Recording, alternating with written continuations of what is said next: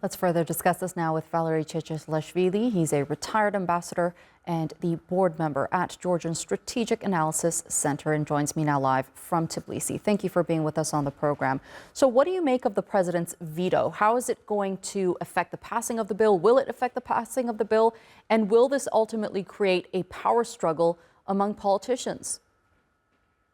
Of course, it will create power struggle among the politicians. And I'm not sure that ruling party will be in the position to overrule this veto, because we see that never leaders of the Georgian Dream, the ruling party, were as close as to sanctions as they are at the moment. And it was openly said by Mr. Jim O'Brien, Assistant State Secretary of the United States, while visiting Tbilisi, that these sanctions may be engaged, both financial and travel sanctions. So it may influence a part, at least, out of these 84 parliament members who gave their voice for this law. And the Georgian Dream needs at least 76 votes to overrule the veto, which I am sure will happen. But even if it will happen, then the next phase will be filing a lawsuit to the constitutional law from NGOs and political parties, asking to recognize this law as anti-constitutional. There have been consistent protests, as I mentioned, of people opposing the bill for the past month, saying that it's going to act as a leeway to crack down on dissent. How legitimate are these concerns, and what other issues could this bill lead to?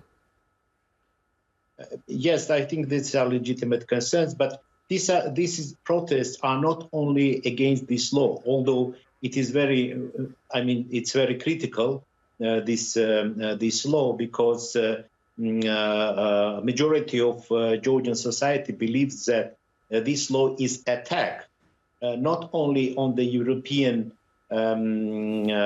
future of Georgia and future of our approximation to the European Union and to NATO, but it's also attack to our fundamental freedoms and freedom of speech, freedom of expression, and so on. But more than that, now it's treated.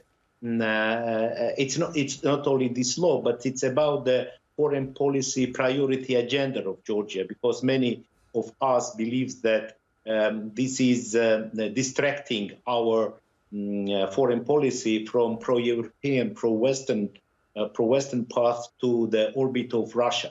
And this is something that Georgian society will never accept. Expand on that for me a bit, because the factor of the European Union plays an important role in all of this, I believe. So just give us a sense of how, as you mentioned, this is being used as a smokescreen in these foreign policy issues, especially when it comes to Georgia's accession into the EU. Well, Georgian accession to EU is the highest foreign policy priority, and it is also enshrined in the Constitution. It's Article 78 of Georgian Constitution. So, which means that, which reads as all Georgian institutions, including Parliament, should do anything they can in order to contribute to approximation of Georgia to EU and NATO. And all our friends, all our strategic partners, all European capitals, Brussels and Washington, are openly telling us that it is not pro-European, it's not pro-Western.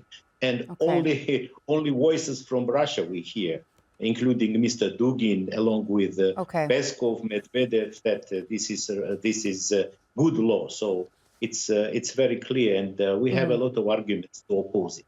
All right, Valeri Chechelashvili, thank you so much for being with us here on TRT World and sharing that analysis with us.